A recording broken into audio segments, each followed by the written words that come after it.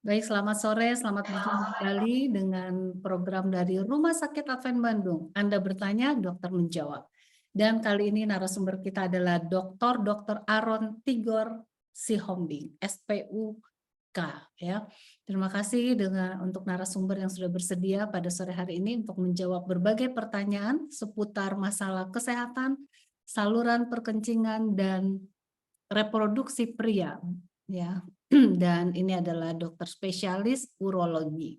Nah, marilah kita akan memulai acara ini, namun sebelumnya kita masing-masing akan tunduk kepala di tempat masing-masing, memohon agar acara ini dapat berjalan lancar, seluruh media yang kita gunakan boleh berjalan dengan lancar juga, sehingga tidak ada halangan ya dalam menikmati acara ini, karena ini adalah konsultasi gratis dengan dokter spesialis ya. Nah, baiklah kita akan panggilkan dokter Aron Tigor Sihombing untuk bersama-sama, dan kepada seluruh partisipan yang memiliki pertanyaan seputar penyakit ini, boleh tuliskan pertanyaannya di kolom chat, dan bagi mereka yang ingin bertanya langsung boleh klik raise hand, nanti saya akan panggilkan. Nah, saatnya saya akan panggilkan Dokter Aron untuk bisa bergabung bersama-sama dengan saya, tambah add spotlight. Iya. Selamat sore, Dok. Senang boleh melihat dokter untuk Sore, Dok. berpartisipasi dalam acara Anda Bertanya Dokter Menjawab pada sore hari ini ya. Dan hari ini akan membahas masalah urologi. Namun sebelumnya, dokter, saya mau tanya, SPU itu apa ya? Kepanjangan dari apa ya, dari gelar dokter ini? Spesialis urologi ya? Iya, Iya. dulu mah pengennya stasiun pom bensin umum. Aduh. Jadi Kalau dulu itu dia. kalau dulu itu ya. Nah, dokter nih maksudnya setiap hari ada di Rumah Sakit Advent Bandung, praktek atau bagaimana, Dok? Iya, Senin sampai Jumat ya. Oh, Di setiap ya, hari ya? Poli. Ya, Poli ya, setiap hari. Jam berapa, Dok? jam siang, jam 1-an lah. Oh, sampai sore ya? Iya. Sampai sore. Oke. Nah, biasanya nih, Dok, dokter mau presentasi atau langsung kita tanya jawab? Langsung ditanya aja, Dok. Langsung Jadi ujian. langsung ujian, jadi nggak ada presentasinya dulu ya? Nggak ada. Nggak ada ya. Tapi Dok, ini karena belum ada yang menuliskan pertanyaan dari partisipan, boleh nggak Dok cerita sedikit tentang urologi ini, saluran penciuman dan reproduksi pria. Bagaimana dengan wanita, Dok? Iya, kalau masalah saluran kencingnya sih baik dari anak-anak, baik pria maupun wanita sebetulnya. Jadi urologi itu mempelajari salah satu cabang ilmu kedokteran yang mempelajari saluran kemih, yaitu dari ginjal, ureter, kandung kemih pada laki-laki dan perempuan, penis berarti ya pada laki-laki, uretra pada perempuan, kemudian saluran reproduksi pria pada laki-laki pria, karena kalau wanita itu ini ya, objin. Nah, kemudian juga kelenjar adrenal. Apa itu kelenjar adrenal, Dok? Kelenjar adrenal itu adalah suatu kelenjar yang berada lokasinya pas di atas ginjal kiri dan kanan. Kadang-kadang kita sebutnya juga kelenjar suprarenal makanya. Dan biasanya tuh apa sih penyakit-penyakit yang ditemukan di bagian saluran perkencingan dan reproduksi pria ini, Dok? Nah, paling sering sih yang ditemukan sih batu pasti kan. Kemudian kalau batu tuh baik pria maupun wanita. Pada pria pasti prostat. Pada pria dan wanita yang paling sering makanya dokter urologi bau pesing adalah yang terkencing-kencing kan. Oh. Pada pria dan wanita ya itu, misalnya keadaan mengompol pada anak-anak, pada mengompol pada dewasa juga. Kemudian bisa yang lain adalah infeksi saluran kemih ya, kita juga menangani. Nah, biasanya kalau ngompol itu memang penyakit ya, Dok? Nah, ngompol, kita kalau ngompol kita lihat dulu, kalau misalnya anak dari usia 0 sampai 4 tahun, keadaan mengompol itu kita bilang masih dalam keadaan yang normal. Kenapa? Karena 0 sampai 4 tahun itu dia masih kita sebutnya toilet train ya, masih dilatih. Tapi kalau setelah 4 tahun ke atas ada keadaan mengompol, nah itu tentunya tidak normal ya. Dan menarik sih ini, kenapa sih? Nah ini menarik kali ya, ini menarik. Yeah. Kenapa sih kalau hampir seluruh di makhluk mamalia lah, saya ngomongnya mamalia,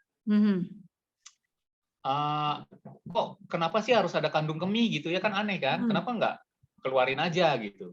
Karena kalau misalnya kita tidak punya kandung kemih, tentunya kita mudah diincar oleh predator kita karena gampang diciumnya. Jadi kalau netes terus kencingnya itu bisa diincar.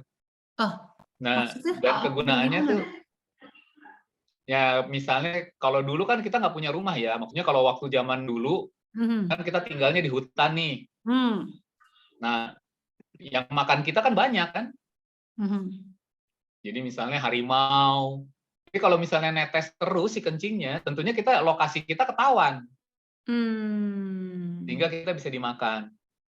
Nah, juga menarik tuh. Makanya kita disimpan dulu, terus kita buang pada tempat tertentu.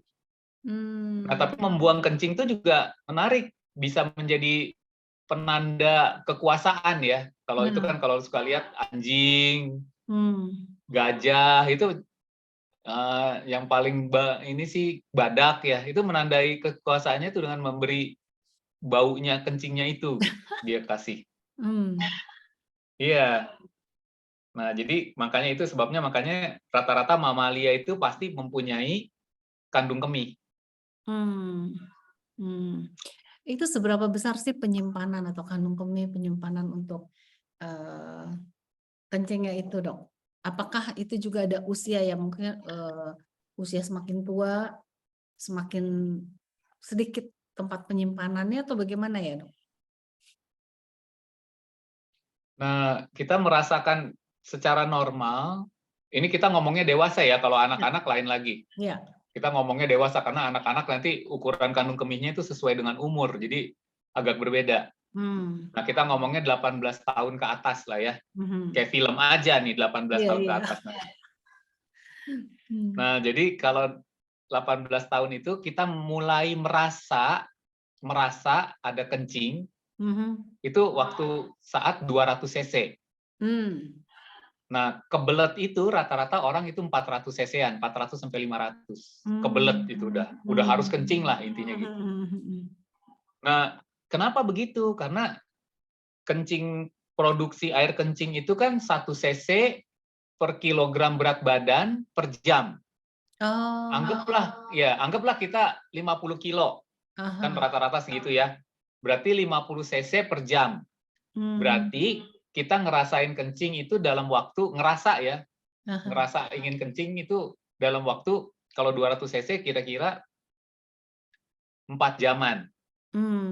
Nah, bayangin kalau 100 cc kandung kemihnya udah ngerasa mau itu bakal terus-terusan, iya kan? Wah, dalam waktu berapa jam udah mau kencing lagi, dan itu akan mengganggu. Nah, pada waktu usia makin lanjut, sayangnya si kandung kemih itu bukan mengecil, bukan, tetapi dia makin kaku. Sehingga tekanan yang kecil aja, jadi 200 cc itu dianggapnya jadinya rasa kencingnya jadi lebih besar gitu loh. Itu sebabnya makanya sering sering kencing biasanya kalau usianya lanjut. Gitu, tapi gitu sih ininya, kurang lebih.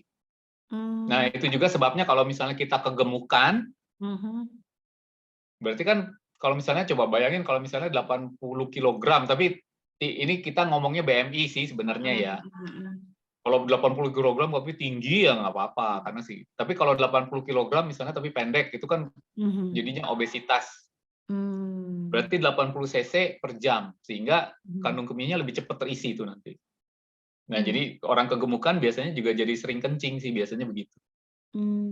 Gitu ya. Iya. Kenapa saya tanya? Karena sering kalau bepergian dengan orang-orang yang lanjut usia itu sedikit-sedikit minta berhenti toilet, sedikit-sedikit berhenti toilet gitu loh. Padahal Iya, minumnya, makannya sama waktunya dengan yang muda, tapi yang muda nggak selalu gitu. betul. Tapi faktornya banyak ya selain kekakuan. Jadi kalau pada wanita kan si hormon estrogennya udah menurun, terus si otot dasar panggulnya jadi kurang kuat kalau yang jarang olahraga. Nah, sehingga dia juga sensasinya lebih meningkat kalau ada air kencing. Kalau pada laki-laki bisa disebabkan karena kekakuan otot kandung kemih atau bisa juga disebabkan karena prostat, itu bisa. Tapi Oke. di luar itu mah kalau perempuan mungkin sering berhenti karena mau belanja kali ya atau enggak. Aduh. Oke, ini baik dok. Sebelum kita lanjut lagi nih ya untuk pertanyaan-pertanyaan berikutnya, ada satu pertanyaan di kolom chat. Dok, kalau batuk saluran kemih operasi buka perut atau ada cara tanpa operasi buka perut? Ya, kalau sekarang sih sebetulnya untuk batu saluran kemih udah berbagai macam teknologi yang ada. Nah, memang kita ngelihatnya tergantung dari lokasi batunya, ukuran batunya, dan juga kekerasan batunya. Oh. Nah, tindakan yang bisa dilakukan mulai dari hanya ditembak dengan suara sampai dengan betul dioperasi harus dibelek gitu ya. Nah, tetapi sekarang sih operasi pembelekan itu mungkin udah sangat jarang dilakukan sih. Mungkin saya aja kalau sekarang mungkin dalam setahun operasi batu yang dibelek itu mungkin hanya 1 atau 2, lainnya nggak pernah ada sih. Oh. Jadi sebagian besar sekarang diteropong, dipecahin dari dalam atau dipecahin dari luar. Jadi hampir nggak pernah sih sekarang kalau itu. Oh ya, bisa tapi ya, ini ya. Bisa, Lebih ya. bagus berarti ya Bahkan dok ya. sekarang kalaupun ya, walaupun sekarang mesti ada pembelekan, udah ada alatnya juga di Advent yang alatnya bisa kecil sekali. Jadi Oh. si lukanya bisa kecil gitu. Ya itu semoga menjawab ya ini dari Pak Joko. Dan dari JH, dok kalau cuaca dingin sering ke toilet buang air kecil masalah nggak itu? Eh, itu bisa dingin. Kalau dingin kan kita menggigil ya, menggigil dan metabolisme kita meningkat supaya kita lebih hangat. Nah, karena metabolisme kita meningkat, tentunya jumlah energi yang dihasilkan juga meningkat. Nah, kalau ingat dulu, setiap menghasilkan energi tentunya terbentuk air kan. Nah, kalau dingin juga aliran darah itu makin meningkat. Sehingga air yang terbentuk, aliran darah meningkat, aliran darah ke ginjal juga makin meningkat. Itu sebabnya makanya jumlah kencingnya lebih banyak. Gitu. Jadi kalau dalam hal ini bisa normal atau memang tidak normal, bisa tidak normalnya makanya seringnya itu segimana sering gitu ya. Tapi bisa sering sih. Bisa normal, sorry. Kebanyakan Bisa sih normal. Makanya normal kalau kita ya. kedinginan kan nggak gigil. Iya. Iya. Oke, baik. Pertanyaan berikutnya dari Ibu Seripa Silalahi. Dok, kalau ngompol sampai usia 15 tahun bagaimana solusinya? Nah, ini mengenai masalah ngompol juga kita harus hati-hati ya. Ngompol tuh ada berbagai macam. Ngompol tuh ada yang ngompol dalam arti gini, kita duduk berdiri ngompol. Atau misalnya lagi ketawa ngompol. Wah. Atau mungkin ini yang dimaksud adalah waktu tidur ngompol. Nah, ini Mungkin gimana itu Bu kali Seripa? maksudnya. Nah, kalau sampai usia 15 tahun ngompol, itu sebaiknya yang dilakukan adalah jadi waktu kita toilet train itu sebetulnya ada software yang masuk ke otak kita, yaitu untuk melatih supaya dia sensasinya mengecil, sebetulnya begitu. Nah, kalau misalnya sampai 15 tahun, tentunya ini harus software-nya harus dilatih ulang. Nah, dilatih ulangnya itu dengan cara pertama harus ke psikologi dulu, dinilai kenapa waktu itu kok nggak bisa masuk si software-nya. Nah, kemudian sambil dilakukan perubahan kebiasaan. Nah, yang paling mudah sih sebenarnya dilihat. Nah, memang ini orang tuanya harus kuat ya. Maksudnya gini, kita mesti lihat dulu si anaknya itu ngompolnya jam berapa. Misalnya jam 2 pagi, misalnya begitu ya. Misalnya begitu. Nah, jadi sebelum jam 2 pagi, orang tuanya harus ngebangunin anaknya. Harus ngebangunin anaknya disuruh kencing gitu. Tapi ngebangunin tuh sampai bangun ya, karena kan ada yang dibangunin tuh matanya masih ketutup dan dikencingin. Nah, itu nggak bisa, harus bangun melek gitu. Harus dia sadar ya. Iya, harus sadar. Nah, juga jadi anaknya dilatihnya sebelum tidur itu harus kencing. Jadi selain evaluasi psikologis dulu dinilai, kemudian kita rubah gaya hidupnya, yaitu sebelum tidurnya kencing, kemudian waktu sudah mau tidur itu 2 jam sebelumnya jangan minum, jangan makan.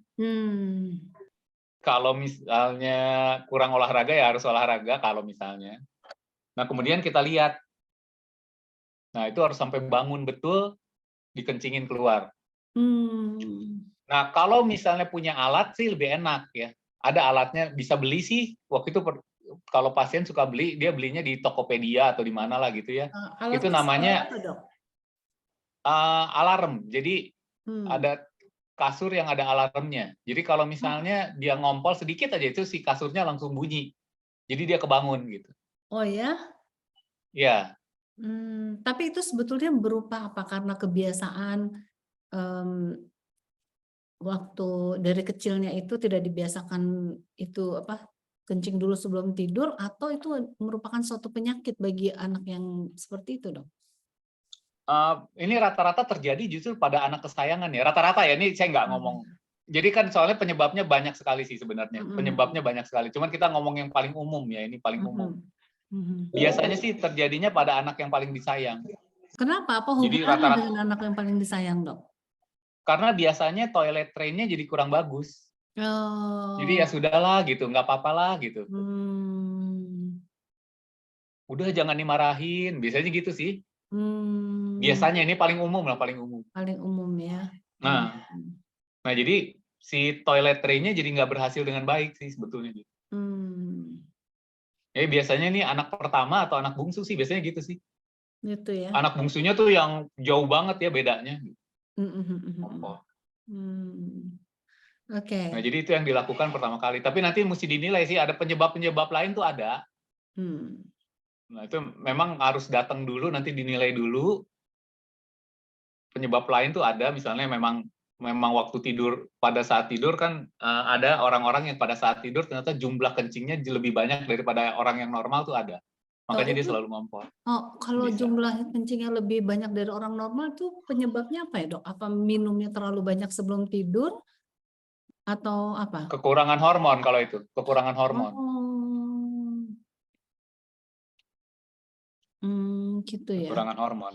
Kekurangan Iya, hormon. karena rata-rata kita harusnya waktu tidur itu justru memang ada hormon yang naik, namanya hormon antidiuretik hormon atau vasopresin. Itu harus naik.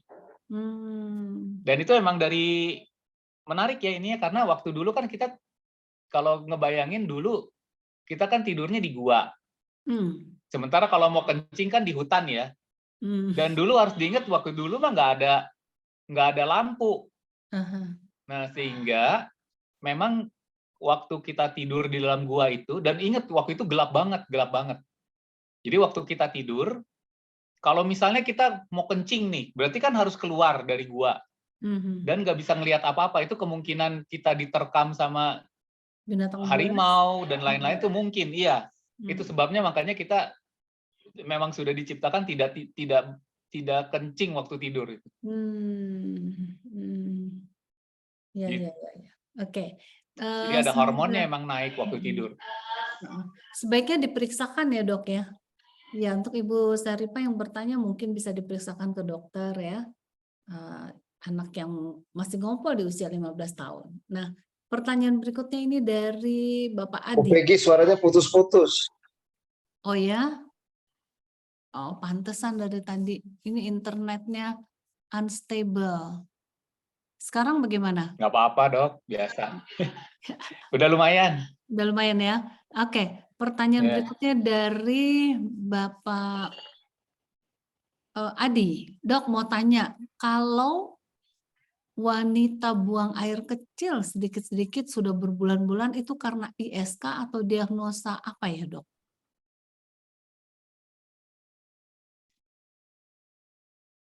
Ini nanti kita lihat dari usia juga ya. Aha.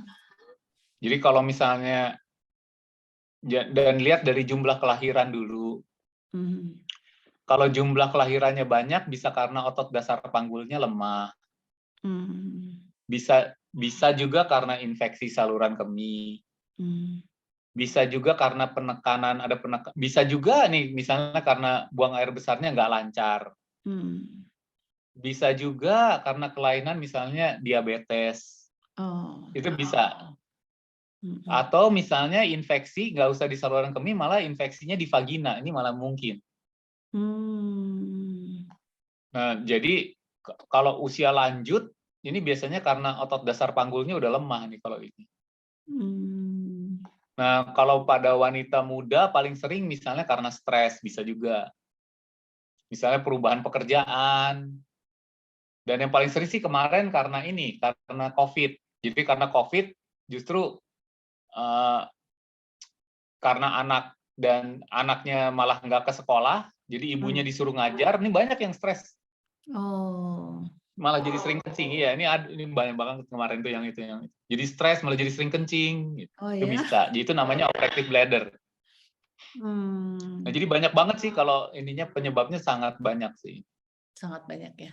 Nah ini dok, Iya. sambungan yang pertanyaan yang tadi nih, yang masalah ngompol usia 15 tahun, kemudian kan dokter bilang mungkin juga penyebabnya kekurangan hormon. Nah, ini dia tanya lagi, kalau penyebabnya kekurangan hormon, bagaimana menaikkan hormonnya? Sayangnya kalau benar-benar memang betul itu kekurangan hormon, berarti kita harus kasih obatnya kalau itu. Ah, Obat hormonnya. ah, Kayaknya jarang banget sih itu, sangat jarang sih. sangat jarang ya, tapi sebaiknya Jarang sih. diperiksakan ya dok ya. Iya, itu Hmm. ada obatnya, disemprotin ke hidung itu justru. Tiap tidur. Oke, dan terkait dengan pertanyaan Bapak Adi yang tadi, yang wanita buang air kecil itu sedikit-sedikit ya berbulan-bulan, itu katanya usianya 32 tahun. Ya, kalau 32 tahun sih ada kemungkinannya bisa karena batu, bisa karena infeksi berulang, bisa juga karena si salurannya menyempit. Oh, menyempit Kalau ya. misalnya anaknya banyak ya bisa karena si rahimnya turun sih. Kalau rahim turun kan masih bisa dinaikin ya dok ya, diurut atau apa gitu. Kalau rahim turun, nah kalau diurut kayaknya nggak bisa. Nggak bisa. Yang bisa itu dioperasi sih. Oh. Atau kalau misalnya turunnya masih sedikit, yang dilakukan adalah menguatkan otot dasar panggul sebetulnya gitu. Nah Jadi ini nggak usah dioperasi bisa. oke. Kalau menguatkan otot dasar panggul itu apa sih dok? Senam atau apa ya yang bikin dia kuat? Iya, olahraga salah satunya, betul. Jadi yang Olahraganya kalau apa itu? orang-orang bilangnya Kegel exercise. Pelvic floor exercise sih lebih tepatnya. Seperti apa tuh, senam-senam gitu ya dok? Iya, betul. Oke, pertanyaan selanjutnya dari Bapak R. Budiana. Selamat sore dokter, saya mau tanya. Satu, ini ada dua pertanyaan nih dok. Yang pertama adalah, ada berapa macam penyakit-penyakit urologi? Penyakit urologi ada banyak sekali. Banyak. Ya. Jadi kita bisa, kalau dikelompokkan secara besar, penyakit urologi itu bisa infeksi, bisa karena trauma tuh misalnya kecelakaan, ya tabrakan, ketusuk itu trauma, bisa kanker, bisa penyakit yang disebut autoimun, bisa juga penyakit degeneratif, kemudian juga ketidaksuburan. Nah, jadi banyak banget kalau infeksi itu bisa infeksi TBC, bisa infeksi macam-macam lah gitu, banyak. Oke. Gitu sih. Pertanyaan yang keduanya, bagaimana cara-cara pencegahannya? Pencegahannya agar bisa menghindari dari penyakit-penyakit urologi tersebut. Nah, ini gampang jawabnya. Tinggal ke lantai 7 ya. Tinggal pola hidup sehat. Pola hidup sehat benernya. Ya, datang ke dokter. Tinggal pola hidup sehat. Lantai 7 ya, kalau nggak salah. Iya, lantai 7. Nanti diajarin sama Pak Joko deh. Iya deh. Makan yang sehat, olahraga, pola hidup sehat ada di lantai 7. Pola hidup sehat ya. Jadi harus perbaiki pola hidup sehat ya, supaya tidak memiliki penyakit-penyakit urologi tersebut. Oke, terima kasih. Dan penyakit-penyakit lainnya. Jelas. Dan penyakit lainnya. Oke, pertanyaan berikutnya dari JH lagi nih. Dok tadi bilangnya kalau tidur nggak harus ke toilet. Kalau misal tengah malam suka ke toilet buang air kecil, solusinya apa dok biar nggak buang air kecil pas tidur? Bukan, mungkin tadi saya bilangnya normalnya tidak ke toilet. Cuman kalau misalnya tengah malam suka ke toilet, kita harus nilai dulu ya penyebabnya apa. Apa yang menyebabkan kenapa jadi mau kencing gitu loh di tengah malam. Itu ada penyebabnya, ada banyak sekali. Bisa sakit jantung, bisa. Diabetes, bisa. Bisa karena batu, bisa. Jadi penyebabnya banyak banget. Nah, kita harus lihat dulu apa penyebabnya supaya kita bisa mengurangi buang air kecil waktu tidur. Itu sih yang dilakukan. Oke. Ya, pertanyaan selanjutnya ini pertanyaan apa toh? Dari Zainal Mutakin ya. Normalnya satu hari, satu malam berapa kali frekuensi seseorang itu kencing? Nah, asumsi sama dengan volume air kencing per kali kencing normal. Terus kondisi cuaca normal. Iya, angin juga lagi normal ya, nggak terlalu semuanya kencang lagi gitu. normal. Ya kalau normal, pada waktu kalau kita bagi satu hari kan 24 jam, kita bagi 3. 16 jam berarti kita bangun ya, 8 jam kita kerja, 8 jam istirahat, 8 jam tidur misalnya, bangun, kita ngitungnya begitu. Nah, 16 jam yang kita bangun itu, 16 jam yang kita bangun, itu kencingnya dari 4 sampai maksimal 7 kali sih. Sedangkan pada waktu tidur, maksimal tuh 1 kali. Maksimal 1 kali ya. Ini kebanyakan pertanyaan ini kalau kencing di waktu tidur ya. Nggak ada tanya yang tapi kalau iya. Oke, kita lanjut kepada Wasti Simbolan. Volume kencing dalam 1 hari baru digolongkan sehat, bagaimana dok?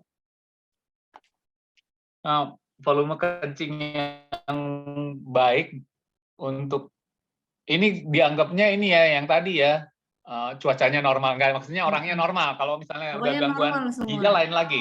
Iya. Ya ini keadaannya normal. Ya karena kalau gangguan ginjal saya beda lagi sih, di gangguan ginjal, gangguan jantung tuh nanti agak susah. Kalau dalam 1 hari itu minimal 2 liter sih keluarnya. Keluarnya ya. Itu kalau orang kencing, itu dia misalnya satu tabung di dalamnya ada 400 cc, itu langsung keluar semuanya Ya, habis atau dia hanya separuh aja? dalam satu kali kencing harusnya keluar semua. Oh, harus keluar semua ya. Iya, Tapi kalau nggak minum, padahal udah kencing, terus nggak minum, terus dia rasa kencing lagi, itu penyebabnya apa, Dok? penyebabnya banyak. Kalau dia nggak minum tapi ngerasa ingin kencing terus gitu kan Aha, maksudnya. aha. Ya itu tadi yang bisa kandung kemihnya kaku. Jadi misalnya 50 cc aja udah kerasa pengen kencing. Hmm, Atau misalnya ada infeksi, hmm, atau misalnya ada penyakit autoimun, atau hmm, misalnya ada batu. Jadi ada sedikit aja dia langsung udah terangsang ingin kencing. hmm. Oke, oke. Gitu. Baik, terima kasih, Dok. Kita lihat lagi. Ini ada lagi dari Wasti. Dia bilang, ada orang seharian tidak kencing padahal banyak minum, tapi dia banyak keringat. Masalah nggak tuh, Dok? Nah justru kita harus cari kenapa jadi banyak keringet ya. Harusnya kan enggak. Iya. Iya, iya. Kalau misalnya dalam cuaca yang normal, orang itu harusnya tidak banyak keringat. Kemungkinan banyak keringat bisa karena kegemukan, bisa Mm-mm. juga karena ada gangguan hormon seperti tiroid. Hmm. Jadinya dia atau orangnya berdebar. Oh, Nah, harusnya kan normalnya kan keringat itu muncul kalau kita olahraga ya, bukannya banyak keringat gitu. Sementara kalau dia olahraga tentu minumnya harus lebih banyak. Misalnya lebih misalnya lari maraton misalnya gitu. Saya kan harus minumnya lebih karena ada cairan yang keluar. Jadi harus dinilai dulu kenapa dia banyak keringat gitu. Itu pertanyaannya. Hmm. Oke, semoga menjawab ya pertanyaannya. Oh, kembali lagi Saudara Adi bertanya, Dok mau tanya, Dok, kalau ciri-ciri perbedaan karena autoimun atau karena ISK, Dok? Nah, sayangnya kalau perbedaan secara gejala ya, ini maksudnya gejalanya kan, Mm-mm. gejala kencing ya. Gejala kencingnya mah nggak bisa dibedain. Oh, Sama-sama misalnya sering kencing, sama-sama misalnya kencingnya kadang ada darah bisa autoimun, ISK bisa. Cuman yang kita bisa lihat kalau misalnya tentu kita lihat faktor-faktor resikonya. Kalau autoimun tentunya kita ada faktor-faktor resiko autoimun. Misalnya, kulitnya ada rash, ada apa sih rash? Ada gambaran lain misalnya di wajah ada lain, misalnya gitu kalau autoimun. Misalnya. Nggak selalu sih. Atau misalnya sarafnya ada kelainan sedikit. Sementara kalau infeksi saluran kemih, misalnya kita lihat gejala lainnya bisa misalnya ada riwayat infeksi sebelumnya, kemudian gejala dominannya misalnya lebih banyak kesakit gitu. Itu sih kalau gitu. Tapi kalau untuk kencingnya sendiri susah sekali ngebedainnya. Oke, pertanyaan selanjutnya dari Ibu Sandra. Dok, kalau degeneratif pakai kateter 4 bulan masih bisa sembuh dilepas kembali selangnya. Berapa lama boleh pakai selang? Apa tidak berbahaya pakai kateter kelamaan walau tiap bulan diganti? Gimana tuh, Dok? Sebenarnya sih intinya sih buat kita sih asal pasiennya justru yang berbahaya kalau pasiennya kencingnya nggak keluar. Jadi kalau pasiennya tidak bisa kencing sih dipasang kateter sampai seumur hidup malah lebih baik dibandingkan dia tidak bisa kencing. Ini contohnya pasien-pasien misalnya stroke ya yang nggak bisa gerak. Nah ini kita bisa pasang justru sampai seumur hidup dia justru. Nanti diganti tergantung kateternya sih. Rata-rata sih kita ganti tiap bulan. Jadi resikonya memang ada kemungkinan infeksi sih. Resikonya. Cuman resiko itu lebih kecil dibandingkan kalau dia tidak pasang kateter itu sih. Jadi bisa selamanya. Bisa selamanya ya. Wow. Ya. nggak enak banget ya. Kalau anak-anak sih saya lebih banyak dia pasang kateter sendiri sebetulnya, namanya CIC. Nah, jadi pasien-pasien yang kalau misalnya tangannya bisa gerak, jadi hanya nggak bisa kencing aja, itu saya jadi dia pasang kateter sendiri tiap berapa jam, seperti orang kencing normal. Dan itu ada bayi yang saya lakukan itu dari usia 6 bulan, sekarang bayinya udah usia 4 tahun. Oh. Dan bagus banget, bagus banget. Terus ada yang tadinya pasang kateter lama, sekarang dia pasangnya jadi kateternya dia pasang sendiri tiap berapa jam, itu seneng banget dan sekarang hamil justru dan mau punya anak. Bisa ya dok ya pasang sendiri ya? Iya, namanya clean intermittent catheterization namanya itu, pasang sendiri. Oke. Oke, pertanyaan berikutnya. Oke, dari Bapak Hendra ya. Dokter maaf mau tanya, kalau malam antara jam 1 sampai 5 pagi bisa kencing berapa, antara 2 atau 3 kali, penyebabnya apa ya? Wah, banyak juga nggak 2 sampai 3 kali dengan durasinya. Iya. Kalau misalnya laki-laki dan usianya di atas 60-an, rata-rata sih penyebabnya prostat sih, rata-rata. Rata-rata penyebabnya prostat. Cuman ada penyebab-penyebab lain tuh ada. Misalnya sakit jantung, diabetes itu mungkin. Tapi rata-rata sih penyebabnya prostat. Kalau sampai 2 sampai 3 kali mah pasti udah terganggu sih tidurnya. Jadi bagusnya diperiksa deh kalau kayak gitu. Bagusnya periksa ya. Iya. Oke, dari Bapak Adi.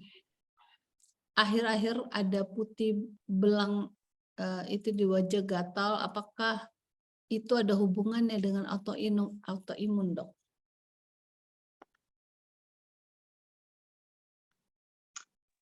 Harus dilihat sih kalau itu harus dilihat. Belang di wajah. Oh, iya, ini harus diperiksa karena ini ada nggak ada hubungannya dengan urin ya? Bisa. Bisa ya? Bisa. Ada putih belang gitu dok di wajah gatal. Apakah itu ada hubungannya dengan autoimun, dok? Bisa. Bisa ya? Iya. Jadi mending diperiksakan aja ke dokter ya ini ya. Kalau ini mending diperiksain, aku juga nggak bisa. Harus lihat kalau ini. Dan ini ya, dibilang katanya hubungannya dengan autoimun, dok. Dan kesehatan agak terganggu, sulit tidur dan gampang capek dan emosi kadang tidak normal. Nah ini memang betul ya. Kalau makanya untuk supaya kita bisa emosi. Jadi gini, kalau misalnya kita tidurnya jelek, pasti emosinya terganggu. Itu udah pasti tuh. Jadi obatnya sebenarnya tidur yang baik. Nah, mungkin ini karena tidurnya tidak baik, mungkin karena sering kencing, sehingga emosinya jadi tidak normal. Jadi memang tidur itu penting banget, sangat penting. Cuman nggak tahu nih, nanti kan besok udah Piala Dunia, mungkin pada nggak tidur. Nggak ada. Begadang lagi ya. Jadi pada emosian nanti semuanya. Cepat marah ya. Enggak. Cepat marah jadi gara-gara itu. Timnya nggak menang soalnya. Iya. Kalau menang ketawa-ketawa sendiri ya. Oke, pertanyaan berikutnya ini dari Bapak Hendra. Kalau sudah terbangun karena kencing sekolah jam 1 subuh, sulit untuk tidur kembali, apa ada makanan atau herbal alami yang bisa bantu mempermudah tidur kembali? Untuk tidur sendiri sih sebetulnya, jadi gini, kalau misalnya, jadi tidur tuh ada apa stage sih? Ada tahapannya. Ya.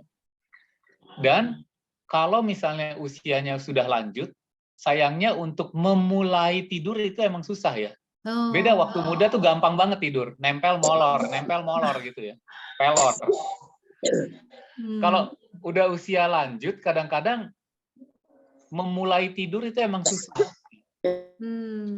Nah, ada yang bisa membantu nggak? Bisa dicoba sih, tapi kayak gimana ya, misalnya chamomile gitu bisa dicoba sih itu. Cuman yang penting sih harus dibikin ritual tidur ya. Dalam arti gini, kamar tidur tuh tidak boleh ada TV, nggak boleh ada handphone di sebelahnya. Terus kamar tidur tuh hanya dipakai untuk tidur, tidak dipakai untuk kerja. Kemudian juga kan kadang-kadang kan sambil ngerjain tugas deh di kamar tidur, suka gitu kan. Iya. Jadi kamar tidur tuh harus dibikin sakral hanya untuk tidur aja.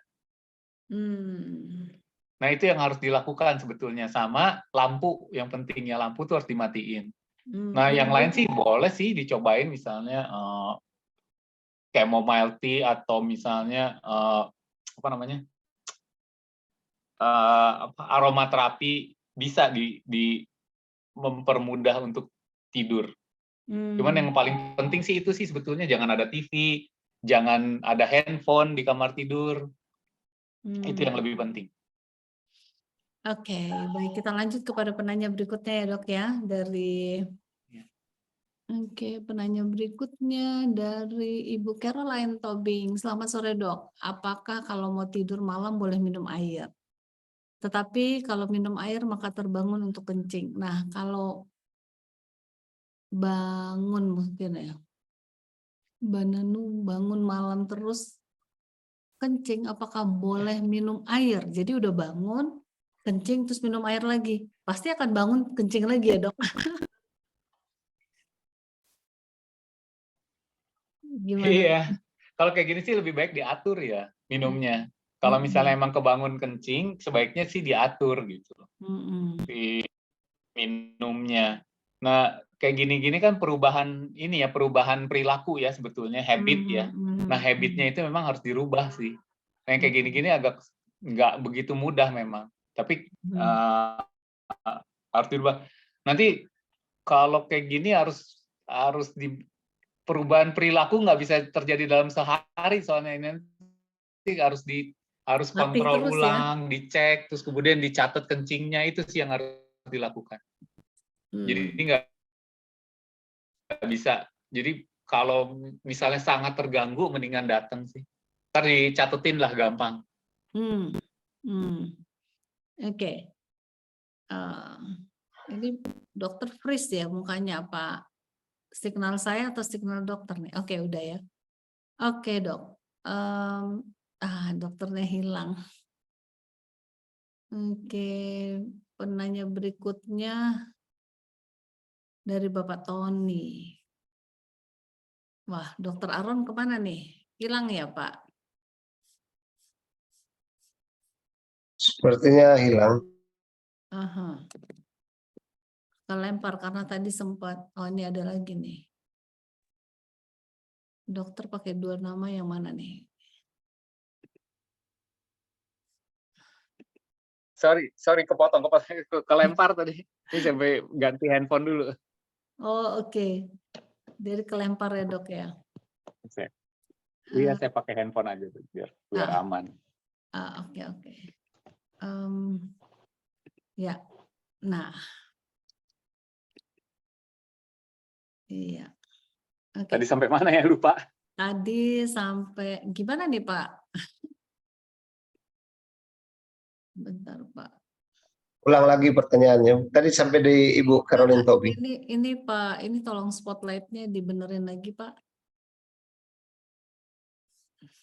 Sudah spotlight. Dokternya udah muncul di spotlight. Oke. Baik dok, kita mulai lagi dari penanya. Oke, tadi ya untuk bangun, kencing, dan minum air ya. Bangun, terus kencing, terus minum air lagi. Tadi sudah dijawab ya. Itu harus latihan ya dok ya. Nah, kita lanjut kepada penanya berikutnya dari Pak Tony. Dokter, apakah wanita punya prostat? Kalau iya, mengapa hanya pria yang terdengar punya prostat? Wanita tuh tidak punya prostat sih. Karena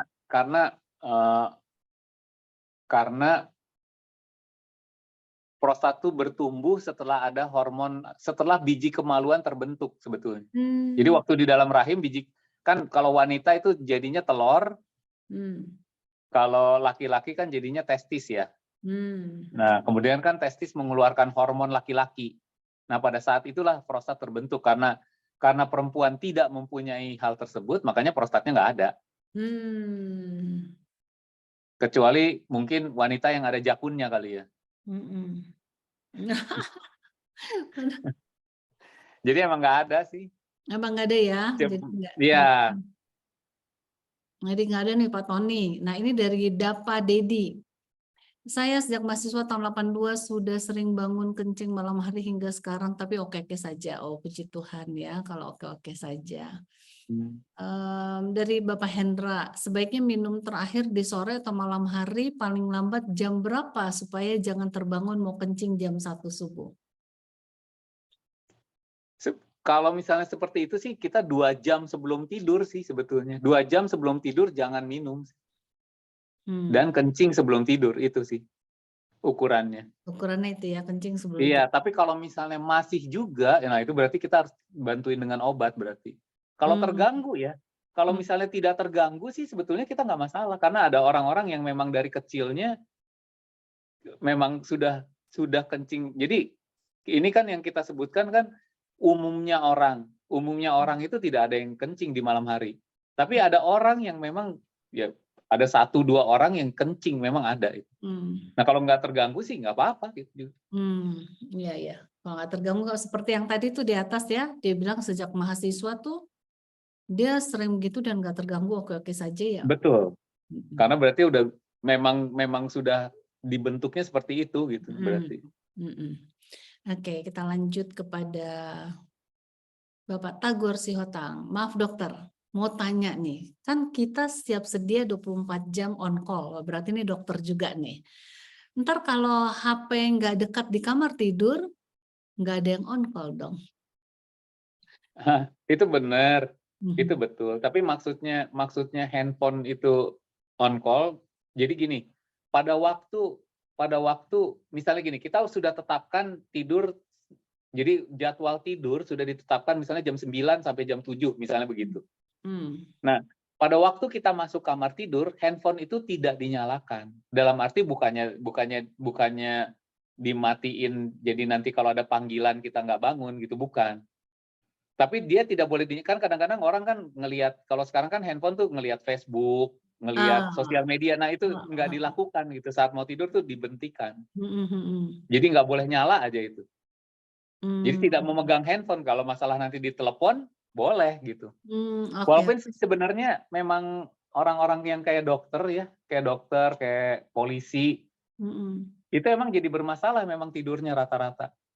Karena dia sering terganggu sih tidurnya itu memang, betul. Betul. Terjaga ya. Betul, tapi maksud dari tidak handphone itu maksudnya itu tidak boleh di nyari-nyari misalnya ngelihat Instagram atau yang sekarang kan pada tidur TikTok. aja deh. Nah, tidur nggak boleh megang aja gitu. Nggak boleh Beda main kalau di telepon oke.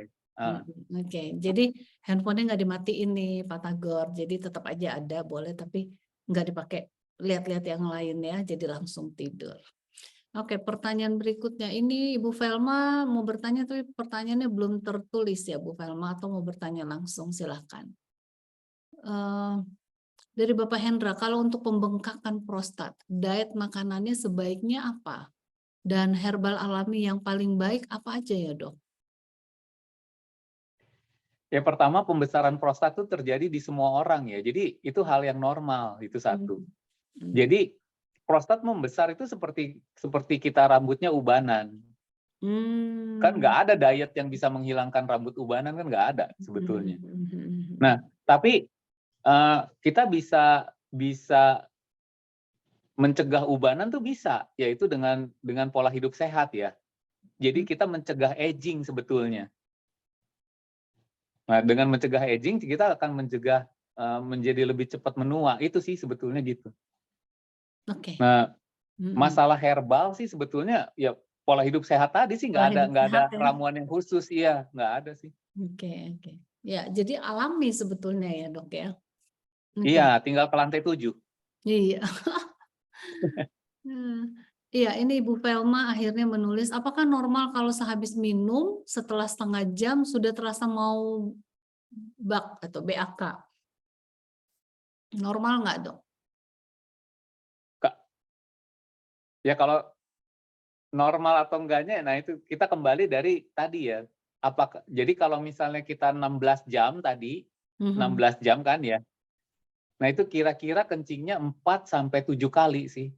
Jadi kalau misalnya habis minum mau kencing tapi selama 16 jam itu 7 kali sih oke-oke aja gitu sebenarnya. Harus 7 Nggak kali ya? masalah. Kalau kurang dari 7 kali itu artinya kurang minum ya, Dok? Enggak, kan tadi 4 sampai 7 kali. Oh ya, 4 sampai 7 kali ya. Iya. Hmm. Jadi dalam waktu 8 jam tuh 2 kali. Kan kalau kita lihat kan tadi kalau 8 jam, kalau 2 kali itu berarti kira-kira 200 cc-an lah, 200-400 cc ya. Jadi kalau 400 cc itu kita udah habis misalnya 1.600 sampai 2.000 cc per kali kencing. Kayak per 16 jam. Per 16 jam. Dok, Iya. kalau orang misalnya gini, perempuan nih kadang-kadang, ada toilet kencing aja walaupun dia nggak berasa kencing, itu boleh nggak, Dok? Boleh banget, nggak masalah justru. Sama seperti misalnya, ini mau ujian kencing dulu gitu, nggak apa-apa. Oke. Baik, pertanyaan berikutnya dari, ada Pak Tagor bilang mantap katanya ya. Bapak Tony, dokter saya pernah dengar ada kelenjar scanner pada wanita yang disebut juga dengan kelenjar prostat wanita. Dan bisa terjadi kasus kanker di area ini pada wanita. Mohon pencerahannya. Mungkin gini, jadi yang dimaksud dengan kelenjar prostat, itu adalah kelenjar yang menghasilkan cairan ejakulat sebetulnya. Dan dia memberi makan sperma. Itu yang kita sebut dengan kelenjar prostat. Jadi fungsinya itu menghasilkan cairan untuk sperma, cairan untuk sperma. Itu kelenjar prostat. Sementara kalau kelenjar skene yang tadi itu tidak menghasilkan seperti itu, tidak. Dia menghasilkan hanya cairan lubrikasi aja untuk uretra, dan itu juga terdapat pada pada laki-laki. Betul, kita disebutnya homolog, tapi itu bukan kelenjar prostat yang dimaksud gitu. Betul, dia homolog gitu. Homolog tuh bentuk apa sih homolog? Dianggap sama lah gitu. Tapi bukan kelenjar prostat gitu. Beda banget sih itu. Jadi bukan kelenjar prostat ya? Bukan, karena kelenjar prostat tuh ada, kalau secara kita lihat di bawah mikroskop, dia ada sel-selnya berbeda dengan skene gland. Walaupun scan gland itu disebutnya homolog dari prostat gland, tapi dia tidak sama. Oke, ini ada pertanyaan yang sebetulnya di luar dari tema kita ya, tapi nggak apa-apa nih dari Cempaka 2. Dokter mau bertanya, apakah minum saat duduk lebih sehat daripada minum saat berdiri? Mohon penjelasannya. Gimana, Dok? Kirain dilaporin pasien dari teman. Minum kalau sejauh pengetahuan saya sih minum saat berdiri ataupun duduk sih nggak ada bedanya ya. Menurut saya ya. Iya, sama aja sih. Kalau berdiri langsung kencing kali, Dok? Enggak ya? Enggak. Kan harus diserap dulu dari usus kan. Harus diserap dulu. Bahkan kan kalau pelari malah sambil lari ya. Minumnya ya? Iya, minumnya sambil lari. Iya, benar juga. Gitu. Jadi nggak ada bedanya nih, suster-suster. Iya. Cuman ya kalau masalah sopan atau enggaknya itu masalah lain kali ya. Kalau sopan tuh mendingan duduk atau berdiri, Dok? Tergantung kebudayaannya ya. Iya kan, tergantung budayanya. Nanti kalau budayanya di daerah A mungkin lebih sopan berdiri, di daerah B lebih sopan duduk, nggak tahu yang mana. Gitu ya. Nah, semua sama aja sih. Ya dari berbagai posisi kalau lagi aus minum aja ya. Ya gitu. Lebih Apalagi kalau baik dibeliin ya, kalau dibeliin iya, mah mantap loh. yang penting sehat. Oke, dari Bapak Bukti Hutauruk. Kalau susah tidur baca Alkitabnya, pikiran akan tenang dan bisa cepat tidur. Oh, ini masukan ya. Dari Pak Joko, Dok, jika sudah menikah belum punya anak, apa perlu periksa kesuburan pria ya? Bagaimana, apa ada obat subur pria? Nah, yang dianggap pasangan itu tidak subur ya, Mhm. itu bila 1 tahun menikah dengan hubungan seksual teratur, tetapi belum ada kehamilan ya. Hmm. Kehamilan di sini bisa hamil tapi keguguran tuh termasuk ya. Tapi ini belum ada kehamilan, jadi harus 1 tahun dulu. Nah di atas 1 tahun, tapi kalau misalnya ketemunya tidak teratur gitu ya, wah 4 bulan sekali, ya itu kita nggak nganggap sih, soalnya harus sering. Nah kalau kayak gitu, misalnya di atas tahun, nah harus diperiksa pasangannya. Jadi nggak hanya laki-lakinya, tetapi juga perempuannya. Tapi betul, laki-laki itu menyebabkan kurang lebih setengahnya dari ketidaksuburan itu, kegagalan kesulitan mempunyai keturunan. Nah, pada laki-laki yang diperiksa betul si spermanya itu yang diperiksa untuk awal. Oke. Pertanyaan berikutnya nih dari Caroline Tobing. Dok, mau tanya, ibu saya 84 tahun, dia punya masalah yaitu setiap malam sering sekali bangun karena kencing. Dan kencingnya sedikit-sedikit tapi sering kencing. Apakah tidak boleh minum 2 jam sebelum tidur seperti kata dokter tadi? Nah, Dan kalau pada saat terbangun apakah boleh minum air atau tidak? Iya. Nah, ini beda lagi kalau misalnya usianya udah 84 tahun, rata-rata hormonnya itu emang udah turun. Nah, pada keadaan ini sih sebaiknya justru minum obat kalau ini, karena hormonnya udah kurang. Kalau usia 84 sering kencing malam, tidur tuh biasanya karena hormonnya udah turun. Jadi baiknya sih diminum obat sih itu. Tapi harus dinilai dulu sih itu. Harus dihitung sih itu jumlahnya. Tetap diperiksakan aja ke dokter ya, Dok ya? Iya, kalau itu mah harus sih. Harus dibawa ke dokter nih. Nggak usah ibunya nggak apa-apa, anaknya aja. Maksudnya kan kasihan 84 tahun datang. Iya, susah. Oke, boleh anaknya aja nih katanya ke Rumah Sakit Advent Bandung ya, ketemu Dokter Aron. Dari Bapak Hendra, apakah pembengkakan prostat salah satu penyebabnya karena turunnya hormon testosteron? Enggak sih, sebetulnya pembesaran prostat itu memang karena usia ya. Justru sebetulnya jadi kalau hormon testosteronnya sendiri sebetulnya ini saya ngomongnya secara relatif tidak menurun. Nah, tetapi jadi gini, makin kita tua, jaringan lemak kita makin banyak ya, otot makin kecil. Karena otot menghilang, lemak meningkat. Itu biasanya terjadi pada orang makin tua lah ya, itu pasti. Muscle mass itu menurun. Nah, dengan digantinya menurunnya jaringan otot itu diganti dengan jaringan lemak. Sementara jaringan lemak itu yang mengubah testosteron menjadi estrogen. Oh, oke. Nah, jadi testosteronnya sendiri sih sebetulnya jumlahnya tetap, tetapi estrogennya naik sebetulnya. Kalau pada usia lanjut itu. Nah, sehingga apakah iya atau enggak, tetapi pembesaran prostat itu selalu terjadi sih pada usia. Nah, untuk menghindari hal tersebut, itu sebabnya makanya kita melakukan olahraga. Karena dengan olahraga, muscle mass-nya itu tetap. Muscle mass-nya tetap, hormon estrogennya menurun. Maksudnya tidak meningkat lah. Testosteronnya tetap.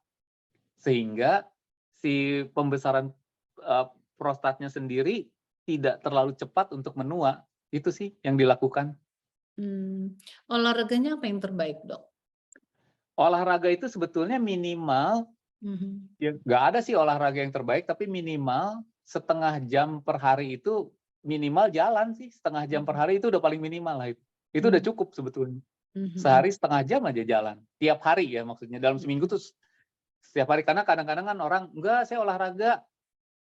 Tiap hari Sabtu Minggu saya olahraga. Tapi nah itu enggak bisa masuk. Gitu. Nggak dihitung ya? Dia harus rutin gitu. Nah Hmm. kadang-kadang olahraganya main badminton gitu ya. Jadi enggak bisa harus setiap hari sih itu. Minimal sehari setengah jam memang. Oke, baik. Tapi nggak termasuk kalau jalannya di mall ya dok ya? Boleh aja sih. Mungkin termasuk lah, pokoknya aktivitas sih itu. Ya, aktivitas ya. Termasuk sih, ya. Oke.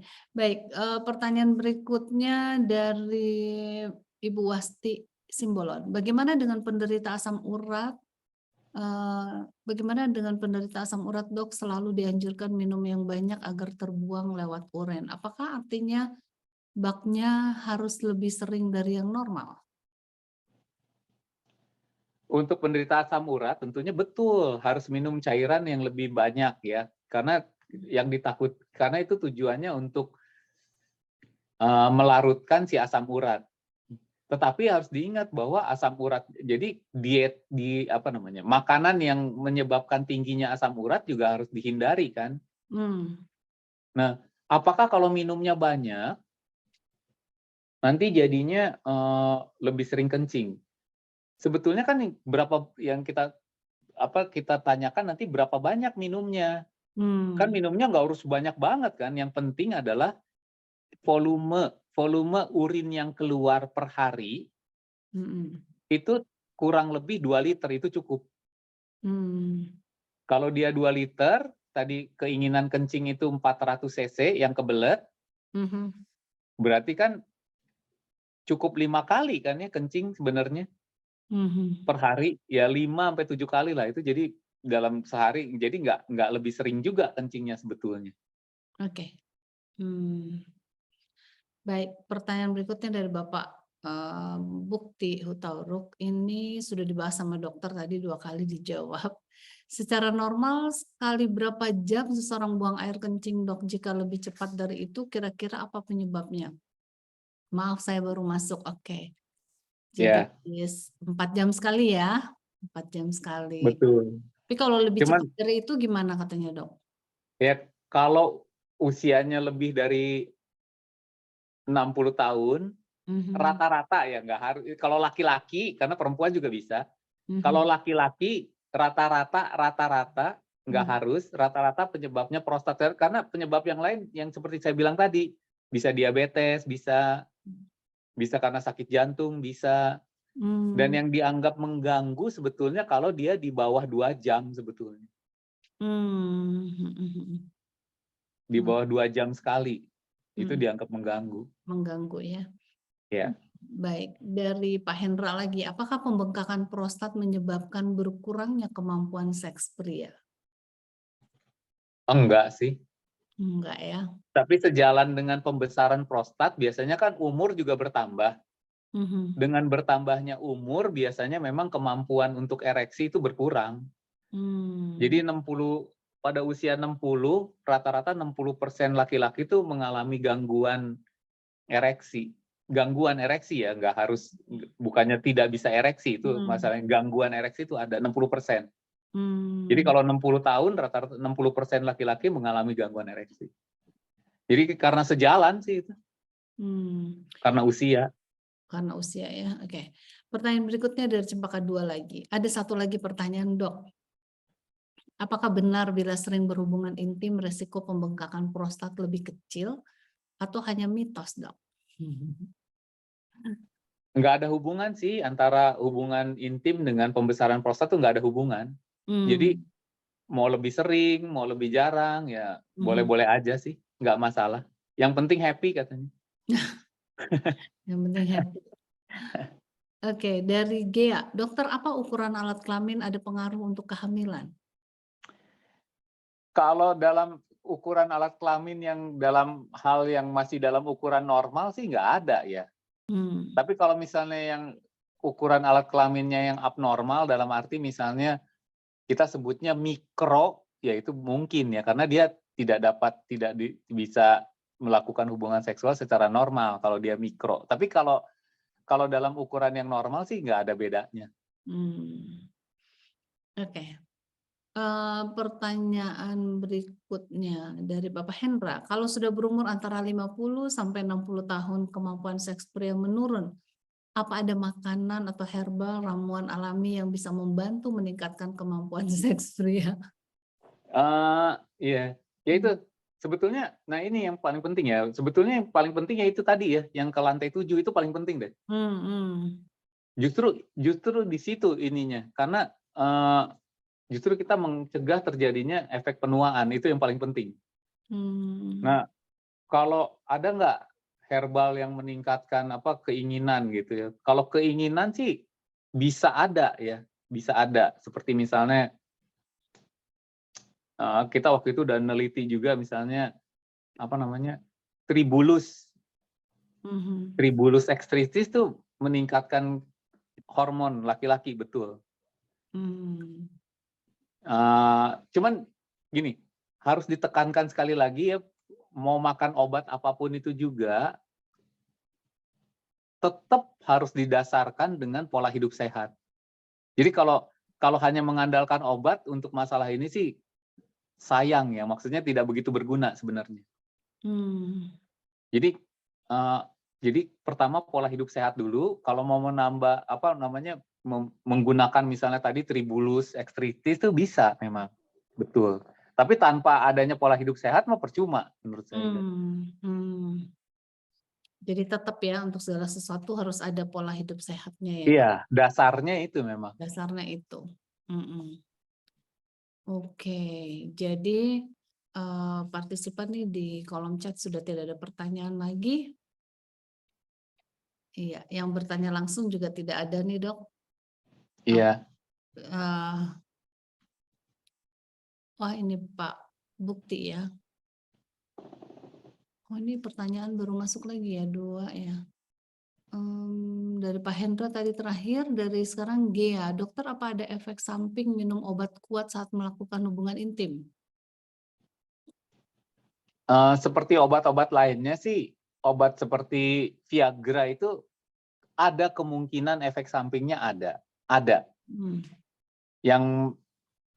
Tapi efek samping yang mungkin keluar tuh kemungkinannya kecil. Efek samping yang bisa muncul tuh biasanya jantung berdebar, itu satu. Kemudian ada yang merasa sakit kepala. Kemudian satu lagi adalah melihat sesuatu tuh jadi ada titik birunya. Oh. Ya, jadi seperti ngelihat ada titik biru. Oh. Karena ada perubahan di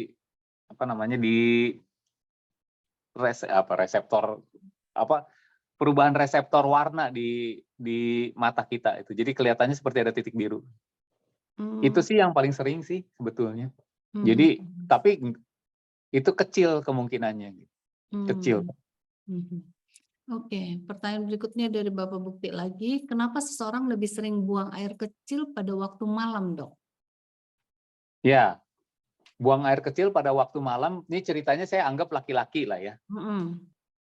Jadi penyebabnya itu ada banyak, seperti tadi banyak. Bisa karena prostat, bisa karena jantung. Ini yang paling sering aja yang saya sebut ya. Prostat, jantung, dan ini pada usia tua. Prostat, jantung, dan diabetes sih sebetulnya yang paling sering. Itu sih yang paling sering. Itu ya, yang lain sih enggak ya, Dok ya? Iya, enggak. Enggak ya. Oke. Nah, pertanyaan lagi nih, Dok. Ini apa ya, Bang? Terkait dengan penyakit prostat, itu kenapa lebih sering yang tidak sembuh malah? Maaf, tadi agak kepotong, maaf Bu. Maaf kepotong tadi, ininya saya nggak dengar. Ya, suara saya jelas, Dok? Iya. Ya, penyakit prostat itu, Dok, kenapa lebih sering yang tidak sembuh daripada yang sembuh? Seperti yang tadi kita sebutkan bahwa semua laki-laki prostat itu membesar karena usia. Jadi seperti kita ubanan gitu. Nah, jadi sebenarnya itu proses yang normal gitu. Nah, Hmm. untuk apa namanya, untuk menjaga agar tetap kita misalnya nggak harus dan tidak harus terganggu ya, kencingnya tidak Hmm. harus. Tapi Mhm. misalnya kita terganggu, misalnya gitu. Yang harus kita lakukan ya tinggal menggunakan obat itu aja, Jadi kalau gitu. dia prostat dia harus minum obat terus-menerus ya, Dok? Betul. Sama seperti sakit tekanan darah kan, Mhm. gitu aja sih. Tapi Mmm. dalam hal ini sih sebenarnya normal-normal aja gitu. Mmm. Jadi ada orang yang bisa dia nggak ada masalah dengan prostat, tapi ada juga atau kebanyakan yang bermasalah dengan prostat gitu ya, Dok? Betul, betul. Bahkan ada yang sampai 90 tahun nggak ada masalahnya gitu, tapi prostatnya membesar. Apa yang Itu dia. menyebabkan, Dok? Menyebabkan yang Eee, satu bermasalah, yang satu enggak tuh apa, Dok, penyebabnya? tergantung tergantung lokasi pembesarannya. Mmm. Kalau lokasinya itu dekat dengan saluran, maksudnya dekat dengan lubang keluar kencingnya tentu akan bermasalah. Kalau membesarnya itu ke arah ke belakang ya nggak akan ada terganggu. Mmm. Seperti itu ya? Baik. Iya, Mhm mhm. Nah, ini dari Ibu Velma dari Bogor. Ini mau tanya ke Dokter Aron, anaknya Dokter Sihombing urolog. Numpang tanya ke Dokter Aron, anaknya Dokter Sihombing urolog. Zaman kami di RSA 79 tempat tinggalnya di Jalan Pasir. Maaf tanya, oh bukan pertanyaan ini.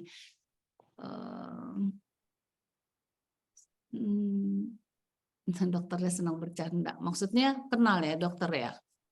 Dokternya kenal kan. anaknya Dokter Sihombing ya? Iya, iya. Oke. Iya, Velma. Oke. Baik, ini partisipan ada 65, apakah masih ada pertanyaan? Kalau tidak ada, memang waktunya sudah lewat. Kita memang untuk tayangan hari ini sebetulnya hanya 1 jam, 16.30 sampai 17.30. Tapi ini memang agak terlambat sedikit ya Dok tadi mulai ya. Iya, iya. Jadi kita tambahkan dan ini sudah hampir, matahari sudah mau terbenam, sudah mau maghrib. Jadi karena tidak ada pertanyaan lagi, satu dulu ya Dok ya sebelum kita tutup nih dari Pak Hendra. Untuk tahu ada masalah dengan prostat, pengecekan laboratorium apa saja yang perlu diperiksa? Mhm. Untuk masalah jadi gini, gangguan prostat tuh ada banyak. Mhm, Jadi ada yang pembesaran prostat tadi. mhm, Nah, tapi ada lagi yang lain yang tidak mhm. sama dengan itu, yaitu kanker prostat. Itu masalah lain itu. Mmm, Nah, kalau hanya pembesaran prostat yang mengganggu, kita nggak periksa lab. Yang mhm. kita nilai adalah apakah ada nggak gangguan kencing, itu aja. Mmm, Jadi nggak ada pemeriksaan labnya itu. nggak Tapi ada kalau ya? misalnya ya nggak ada. Jadi kalau gangguan aja. Tapi kalau misalnya ingin tahu iya atau enggak ada kanker prostat. Mhm, Nah, pertama kita lihat dulu ada riwayat nggak keluarganya kanker. mmm. Misalnya ibunya ada kanker payudara atau saudaranya yang laki-laki ada kanker prostat atau kakak perempuannya ada kanker payudara. Nah, itu resiko kena kanker prostatnya lebih tinggi memang. Oh. Nah, kemudian juga kalau misalkan sekarang sih dunia udah terbuka ya. Mhm. Jadi misalnya ada keturunan dari orang Afrika. Nah, itu kemungkinan kena kanker prostatnya lebih tinggi. Oh. Nah, untuk hal tersebut, untuk mengetahui yang kanker prostat, ini bukan gangguan kencing ya. Beda lagi, kalau gangguan kencing mah hanya tadi aja gejala. Kalau kanker prostat yang kita periksa adalah PSA dan perabaan prostat. Mmm. Itu sih yang dilakukan. Jadi perabaan prostat dan PSA. Mmm. Oke, ya semoga terjawab ya Pak Hendra atas pertanyaannya. Baik Dok, terima kasih. Waktunya sudah habis dan senang sekali Dokter Aron boleh memberikan ilmunya kepada kita dan kepada seluruh partisipan. Kalau mau periksa, datanglah ke Rumah Sakit Advent Bandung dan berkunjung ke Dokter Aron untuk bisa berkonsultasi setiap hari dari hari Senin sampai dengan hari Jumat di siang hari ya, jam 1 sampai dengan sore hari. Jadi boleh bertemu dengan Dokter Aron ya. Dan tentunya mendaftar terlebih dahulu ya supaya antriannya bagus ya, dapat jam berapa dan sebagainya.